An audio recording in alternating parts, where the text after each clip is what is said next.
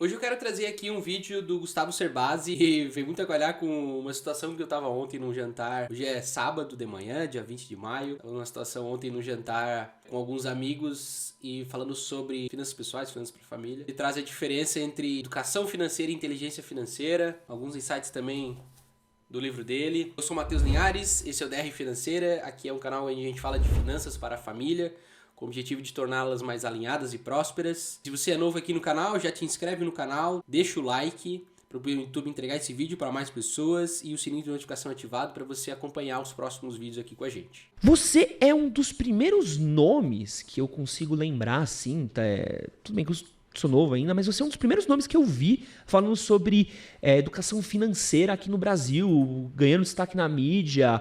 Como é que foi para você, assim, ser... Você foi um precursor? Você se sente um precursor desse tipo de assunto? Não, na verdade eu me inspirei em algumas pessoas. Eu aprendi educação financeira com os poucos nomes que existiam. Havia um colunista da revista Veja nos anos 90, Luiz Frankenberg, que tinha uma página falando sobre os produtos dos bancos, um pouco de economia, um pouco dos cuidados com o orçamento. Não fez tanto sucesso, mas ele sim, talvez seja o precursor da educação financeira no Brasil. Quando eu escrevi meu primeiro livro, Dinheiro, o Segredo de Quem Tem, o livro que liderava o ranking dos mais vendidos no Brasil, no geral, era Pai Rico, Pai Pobre, do Robert Kiyosaki, um havaiano, um americano. É um livro que faz sucesso até hoje. Esse livro é muito bom, eu já presenteei algumas pessoas com ele. E um conceito muito legal que o Robert Kiyosaki traz é a questão de ativos e passivos, né? Ele fala até no Instagram dele que ele utiliza de financiamento, alavancagem financeira para construir ativos, né? Imóveis para alugar, empresas e tal. Então ele considera ativo tudo aquilo que traz renda de novo para ele. Ele considera passivo tudo aquilo que traz despesa para ele. Esse é um conceito que ele importou do mundo empresarial, né? Em que eu sou conselheiro consultivo na área de finanças para empresas e a empresa já está acostumada a olhar isso, né, em que o ativos é tudo que a empresa tem de direitos e passivos é tudo que a empresa tem de deveres. E ele importou esse conceito para a vida pessoal. Vou dar um exemplo aqui. Se você tem um carro para fazer Uber, ele é um ativo. Agora, se você tem um carro para lazer, ele é um passivo. Porque o carro para lazer, ele vai te gerar despesa ali, gasolina, manutenção, seguro, IPVA e tudo mais. O carro que você vai utilizar para fazer Uber, por exemplo, ele vai te gerar uma renda ali no tempo, né? Mesma coisa um imóvel, né? Um imóvel para morar é um passivo. Um imóvel para alugar e fazer renda é um ativo. Olhar para o teu patrimônio e olhar a forma com que as coisas estão alocadas na tua vida financeira, de ativos e passivos, dá uma noção muito legal se tu tá construindo mais passivos, ou seja, coisas que no decorrer do tempo eles vão te gerar mais despesa, o teu custo de vida vai aumentar, ou se tu tá gerando mais ativos, né? Ontem ainda eu tava conversando com um primo meu, a gente tem alguns investimentos juntos e tal, e ele me disse assim, cara, meu dinheiro tá tudo na rua. Eu assim, cara, mas tá tudo em ativo. Então ele é um empreendedor, ele tem hoje 3 empresas e investir nessas empresas e tal. Essas empresas estão indo bem. Ele assim, ele sempre teve um dinheiro guardado, né? Ele tem a reserva financeira dele ainda, mas o dinheiro dele tá tudo em ativo. Ele tem um estilo de vida ok e tal. Eu falei, mas calma, cara, teu dinheiro tá tudo em ativo, as coisas estão indo bem. Lá na frente, né, isso vai começar a dar retorno, isso vai complementar a renda de vocês e o teu patrimônio vai crescer, né? Diferentemente de ele pegar esse dinheiro que ele tinha e colocar num apartamento maior, num carro melhor, botar esse dinheiro em passivos, evidentemente, né? E havia, muito bom livro, eu recomendo a todos que leiam Pai Rico, Pai Pobre, que dá uma visão meio que escolhas de carreira, de investimentos, trabalho, empreendedorismo, enfim, um livro muito... Ele diz muita coisa em poucas palavras, né? Um livro muito inteligente. E ele era o mais vendido do Brasil e havia um autor brasileiro que estava entre os 10 mais vendidos, que era o Mauro Halford. Ele ficou durante anos na Rádio CBN falando sobre investimentos. Tinha um livro chamado Investimentos que eu considerava excelente. Eu lembro na época, o Investimentos do Mauro Halford tinha 100 mil exemplares vendidos. Eu dizia, cara, se um dia eu tiver 10% do que esse cara vendeu, eu terei feito já o meu trabalho. Quem diria, né? Quantos livros você vendeu? Eu tô com um pouco mais de 3 milhões de exemplares vendidos hoje. Uau! Tem história, metade dessa venda é Casais Inteligentes Enriquecem Juntos, que continua sendo o meu livro mais vendido, apesar que eu tenho outros livros que eu considero bem interessantes, bem importantes, mas Casais Inteligentes Enriquecem Juntos é um livro que eu já trouxe alguns insights aqui em alguns vídeos, principalmente no vídeo que fala sobre juntar a renda da família. E esse é um livro essencial, no meu ponto de vista, para casais novos, para pessoas que estão namorando ou estão noivando, pretendem seguir na vida juntos, para já identificar algumas coisas que eles podem fazer, que vocês podem fazer para ter uma vida financeira mais tranquila, próspera, alinhada, que é o objetivo aqui do canal, inclusive, e quais são os próximos passos que vocês podem construir juntos para ter uma vida financeira próspera de verdade, né? Questão de investimento, enxergar a linha de vida de vocês, né? De uma perspectiva financeira. A gente fez história, hoje todo mundo que se casa acaba ganhando um exemplar do Casais Inteligentes. Tem um capítulo dele só para quem está preparando o casamento. Mas, apesar de não ser o precursor, não ser o pai da educação financeira, eu percebi que havia uma lacuna gigante no Brasil. Quando eu comecei a escrever, o produto de crédito mais utilizado no Brasil, pasmem, era o cheque especial. As pessoas usavam mais, no geral, o volume de cheque especial era maior que o volume de financiamento imobiliário, financiamento de carro, empréstimos pessoais. Então se usava muito mal os empréstimos, muito mal o crédito. E o produto de investimento mais utilizado, que hoje ainda está entre os primeiros, mas era o número 1, era a caderneta de poupança. Gente, sobre essa questão de crédito, é muito importante, na minha visão, entender o seguinte. Crédito, quanto mais emergencial, mais caro. Então, o cheque especial, ele é um valor que ele tá ali na tua conta e ele serve numa emergência, em que teu fluxo de pagamento foi maior que tua receita, teu saldo ali, e emergencialmente, do dia pro outro, teve que usar aquele crédito. Como o Gustavo Cerbasi falou, é uma linha de crédito muito cara. Hoje no Brasil tem um cartão de crédito também. Há um tempo atrás era os juros mais altos do mundo, os juros de não pagar a fatura total do cartão de crédito, né, e entrar no rotativo do cartão. Não sei como é que tá isso hoje. Mas sempre todo crédito emergencial, como cartão de crédito ou cheque especial, tende a ser mais caro. Se tu tá usando o cheque especial provavelmente tu já tá gastando mais do que tá recebendo, né? Ou teve algum problema ali. Não tinha uma reserva financeira para cobrir esse rombo, então teve que usar na emergência. No mundo empresarial ou de investimento, que vai empreender e tal, tu pega um dinheiro e utiliza esse dinheiro para fazer a tua loja, para construir o galpão, para fazer alguma coisa e não faz uma boa modelagem financeira para identificar qual a necessidade de capital de giro do teu negócio. Tu coloca o teu dinheiro, teu recurso próprio na construção do ativo da empresa e chega na hora de tocar o ativo, tu vai precisar de um rotativo, por exemplo. Isso é uma emergência, isso vai sair mais caro. Programar dívida, uma forma de alavancagem financeira, de forma inteligente, vai tornar essa dívida mais barata. Aconteceu alguma situação e tu ir num banco, ter uma reserva financeira, e tu ir no banco precisar fazer um empréstimo ou financiar alguma coisa de forma planejada, isso vai tornar a dívida mais barata. Então, cheque especial, juro de cartão de crédito, fujam sempre, que é uma dívida que cresce muito rápido. Para quem estudou um pouquinho, lê um pouquinho, está bem atrás de produtos de investimento equivalentes em desempenho e segurança. Então eu percebia que tinha muito a ser dito. Escrevi o primeiro livro numa época em que o Brasil tinha juros de 24% ao ano, então basicamente era fácil falar, gente, se você deixar seu dinheiro no banco, ele se multiplica muito.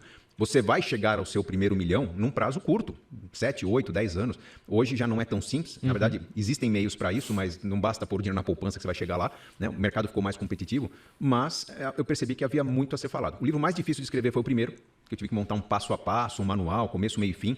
Os demais, né, os outros 15 livros que eu escrevi, praticamente foram respondendo a críticas e dúvidas dos leitores dos livros anteriores. Escrevi um livro, alguns diziam, mas legal, entendi, mas e para convencer minha esposa disso, meu marido disso? Nascer casais inteligentes enriquecem juntos. Pô, legal, seu livro é bom, mas o capítulo de filhos é muito pequeno. E essa questão de trazer o casal para discussão, né, o marido, a esposa, eu também costumo trazer aqui no canal questões práticas para fazer isso, né, como definir um dia da semana, alguns alinhamentos, como categorizar os gastos para facilitar e dar exemplo para quem é mais organizado, chamando quem é menos organizado para construir esse alinhamento junto. Nasceu pais inteligentes e enriquecem seus filhos. E essa questão dos filhos, né? Também já gravei um vídeo aqui no canal falando de como lidar com o dinheiro, como falar com o dinheiro com os filhos. E eu utilizo os 5 tópicos que o Gustavo Cerbasi traz e coloco também a minha experiência que a gente teve com meus pais, com a minha irmã, ainda não sou pai. A Manuela está a caminho aí, se Deus quiser, final do ano ela está aqui com a gente. Mas como que a gente lidou com essa questão com a minha irmã? A gente tem 11 anos de diferença. Como que eu tenho visto e faço nas minhas consultorias para famílias, para eles lidarem com os filhos, né? Questão de ajuste de orçamento, mesada, quando dá, como fazer, como conversar com dinheiro e como começar a introduzir os conceitos de dinheiro para os filhos. Então, muito legal, assista ali no canal também. Demanda do público, eu escrevia artigos, respondia textos, criava conteúdo no meu blog e esse material foi alimentando a criação de novos livros. Não diria que foi um grande trabalho. Olhando no tempo, parece um trabalho muito grande, mas eu não parava para escrever um livro. Na verdade, eu parava para reunir o que eu estava produzindo nos últimos meses sobre um assunto específico. E assim nasceram 16 livros. E nessa sua jornada, como é que você resumiria o que é inteligência financeira? Inteligência financeira é colocar em prática a educação financeira que todo mundo conhece. Todo mundo já sabe, nós sabemos que 73% dos brasileiros estão endividados hoje, mas as pesquisas mostram que eles sabem o porquê. Porque caiu a renda e não tinha reserva de emergências, porque o custo fixo está muito elevado. Olha só, acabei de gravar um vídeo sobre perda de renda, alguém ficou desempregado e tal.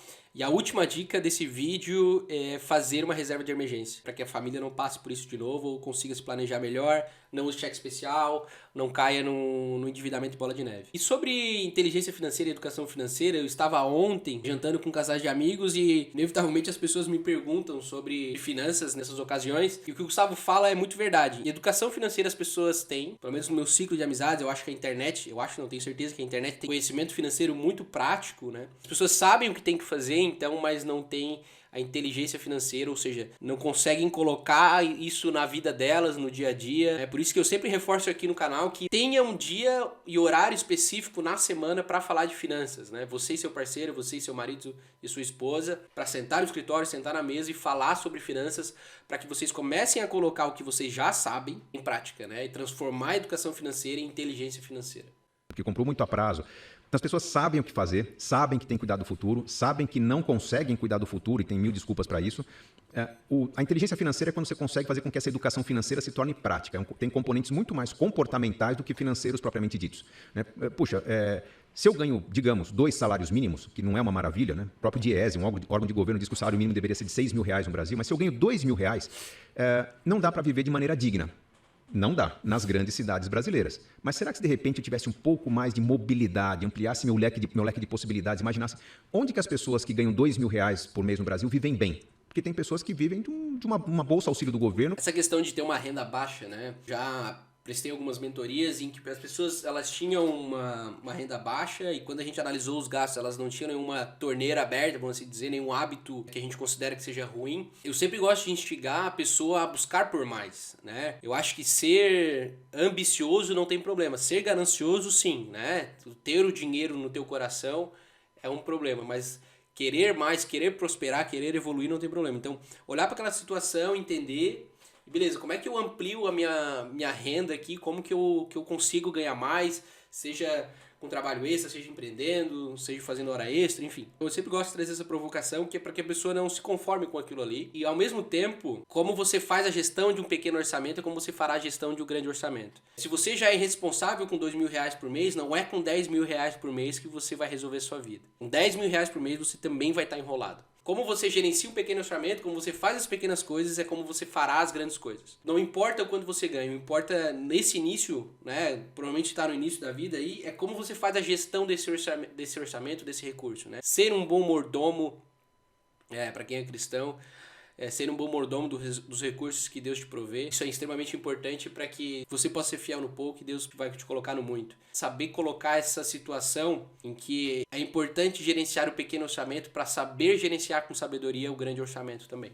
Vivem muito bem com R$400, R$500. Com R$2.000 dá para viver excelentemente bem. No lugar onde você tem um rio passando no fundo de casa, você pode plantar seus próprios frutos, criar suas galinhas. Então, onde que vivem bem as pessoas que ganham R$2.000? Ou onde que pessoas que fazem o que eu faço conseguem renda maior que eu consigo numa grande cidade e tem muita gente competindo. Então, a inteligência financeira ela traz umas provocações que não é simplesmente um serviço de coaching, né? É eu parar, pensar, organizar as ideias, entender onde é que estão as limitações do meu plano, das minhas escolhas de vida e começar a moldar minha vida com um pouco mais de independência.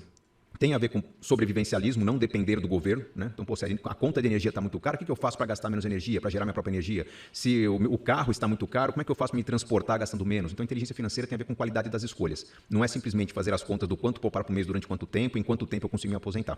Tem essa questão de qualidade das escolhas, né? O Gustavo também traz uma linha de pensamento que é sobre ser essencialista. E ser essencialista é diferente de ser minimalista. Ele fala assim que ele gosta muito de viajar. E esse é o lazer dele. E ele chega a gastar, às vezes, 40% do orçamento da família com viagens. Mas dentro de uma forma planejada. Ou seja, ele abdica de outras formas de lazer para investir naquela que realmente faz sentido para eles e para a família, né? Ser essencialista com o orçamento é fazer essa análise de que eu gosto muito mais disso do que de outras coisas. Vou dar um exemplo de esporte aqui. Vamos supor que eu gosto muito de jogar tênis. Mas também tem pádel que meus amigos jogam, tem beach tênis e tal, aí uma raquete para cada, enfim. Às vezes mensalidade de um clube diferente e tal. E ser essencialista é ter foco, né? Então, eu gosto de tênis, eu vou escolher tênis. Eu vou ter o melhor tênis para jogar tênis, eu vou ter a melhor raquete. Vou contratar um professor para me ajudar. Vou ser essencialista com aquele gasto e eu vou ter os melhores equipamentos para praticar aquele esporte ou para praticar aquele meu lazer. E eu vou abdicar das outras coisas. Então,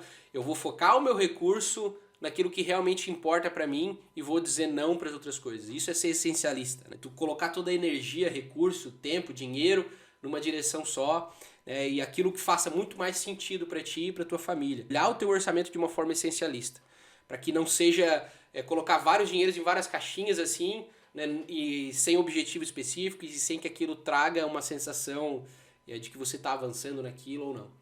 Tem a ver com criatividade e comportamento. Nesses últimos anos, a gente tem falado bastante sobre educação financeira. Sim. É uma coisa, eu não lembro de ter tido nada disso na escola. Me ensinaram como preencher esse cheque, como calcular juros ali numa aula que eu claramente não prestei atenção, e é isso. E deram um tapinha nas costas e boa sorte. É isso aí. Torce pra passar na USP e ganhar um bom emprego. Vai. Onde você vê que está o déficit? Onde é que está essa falta dessa falta de aprendizado nossa sobre inteligência financeira? Onde é que a gente está errando? É na primeira infância? É no colegial? É na faculdade? Onde é que está o processo que a gente deveria melhorar? Bom, tem alguns equívocos que eram cometidos e foram corrigidos, alguns que continuam sendo cometidos. Primeiro, a falta de educação financeira é o problema número 1. Muito se aprendia sobre português, matemática, história, geografia, enfim, conteúdos que são importantes, mas que com falta de instrumentação, equipamentos, estrutura na escola, até projetos de vida, quando você não coloca um conteúdo interessante num projeto interessante, ele não decola. Então, o fato de não ter na escola uma visão do empreendedorismo, uma visão da realização de objetivos na vida, de caminhos do que você tem que concretizar na vida, eu não estou falando só de educação financeira, mas é um conjunto, né? Não tem aprendizado sobre como viver. Vários conteúdos simplesmente servem para algumas provas, né? Provas que são com visão de curto prazo. Amanhã os alunos vão fazer uma prova do PISA, né? Um Enem, e vão ser avaliados no PISA com uma nota muito baixa, mostram que o nosso conteúdo não está virando prática.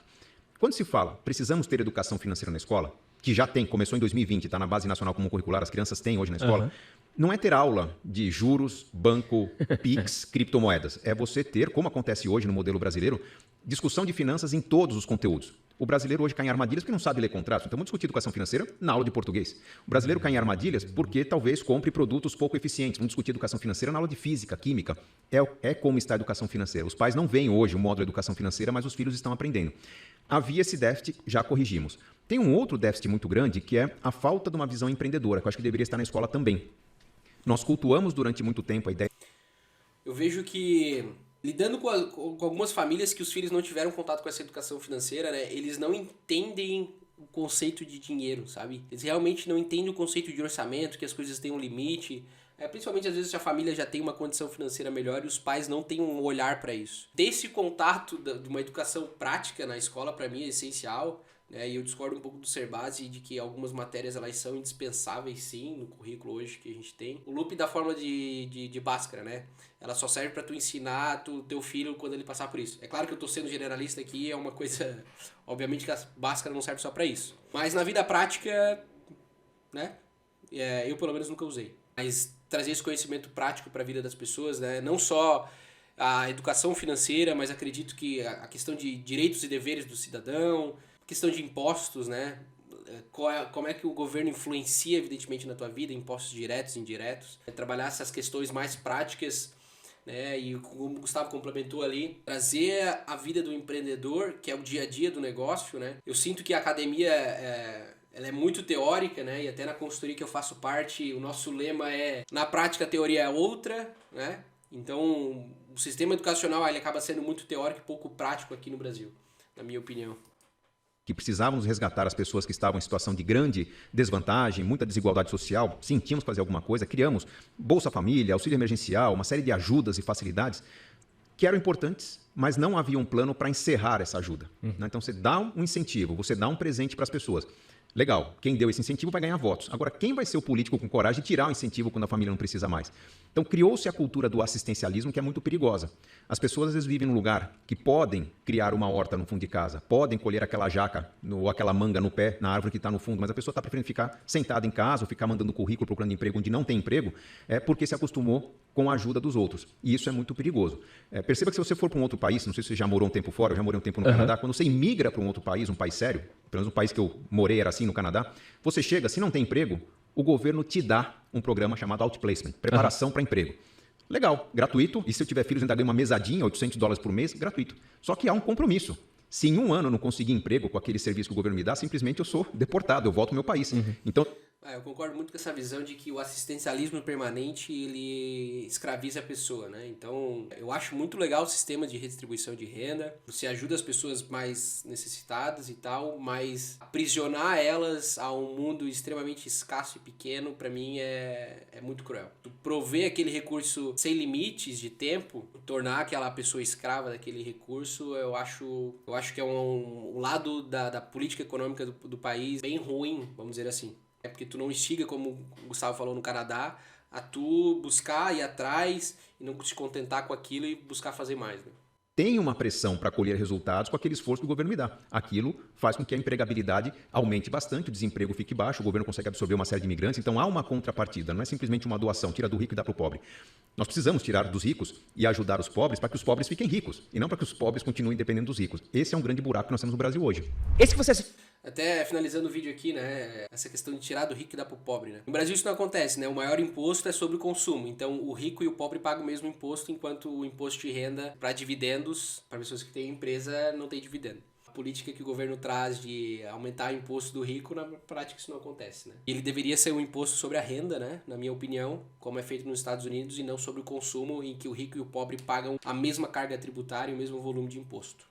Bom, pessoal, esse vídeo é isso. Quero pedir para vocês para deixar aqui no comentário o que vocês acharam sobre alguns pontos que eu trouxe. Se você é novo aqui no canal, então te inscreve, não deixe de se inscrever no canal. Deixa um like para o YouTube entender que esse conteúdo é legal e entregar para mais pessoas. E ativa o sininho de notificação para continuar com a gente nos próximos vídeos. Por esse vídeo é isso, até o próximo e tchau!